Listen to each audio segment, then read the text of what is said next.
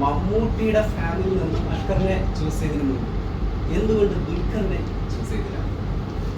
Actually രണ്ടു മൂന്ന് കാര്യങ്ങളുണ്ട്. ഇതിന് ഒത്തിരി ഉത്തരങ്ങളുണ്ട്. അതായത് ആക്ച്വൽ രണ്ടു മൂന്ന് കാര്യങ്ങൾ പറയാം. ഞാൻ ഒന്നാമത്തത് ഇതിന് ഒത്തിരി താങ്കളുടെ ഒരു കുറേ നേരം സംസാരിക്കുന്നുണ്ട്. ഇങ്ങനെ വളരെ ഷോർട്ടായിട്ട് പറയാം. ഈ ഒരു പ്രോജക്റ്റ് ഉണ്ടായത് തന്നെ അസ്കർ സൗദാന് വേണ്ടിയിട്ടാണ്.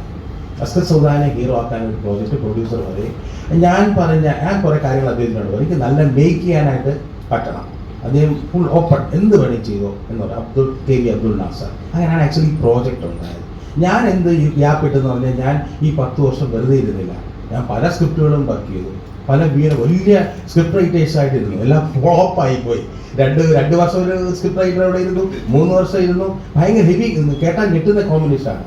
ഒന്ന് ഡെന്നിസ് ജോസഫ് ദാമോദരൻ മാഷ് ഒരു സ്ക്രിപ്റ്റ്, ഡെന്നിസ് ജോസഫ് റിഞ്ചി പണിക്കർ ഒരു സ്ക്രിപ്റ്റ്, റാഫി മെക്കാട്ടിൻ വേറൊരു സ്ക്രിപ്റ്റ്, ഉദയൻ സിബി വേറെ. ഇതെല്ലാവരുമായിട്ട് ഞാൻ ഇരുന്നു. പക്ഷെ എൻ്റെ എൻ്റെ കാലക്കേട് അങ്ങനെ ഒത്തു വന്നില്ല. ഞാൻ ഇനി മമ്മൂക്ക വെച്ച് ചെയ്യുമ്പോൾ ഒരു വെറൈറ്റി ചെയ്തില്ലെങ്കിൽ എനിക്കത്തില്ല. എന്നെ സംബന്ധിച്ചോളം മമ്മൂക്കയുടെ ഓപ്പൺ ഡേറ്റാണ്. ഞാനൊരു പടം എൻ്റെ മമ്മൂക്ക ചെയ്യണം എന്ന് പറഞ്ഞാൽ അദ്ദേഹം ചെയ്തിരിക്കും. മോഹൻലാലായിട്ടും ഭീകരമായിട്ട് പോകണം, സ്കൂൾ തൊട്ടുള്ള പോകണം. അങ്ങനെ ബന്ധമുണ്ട്.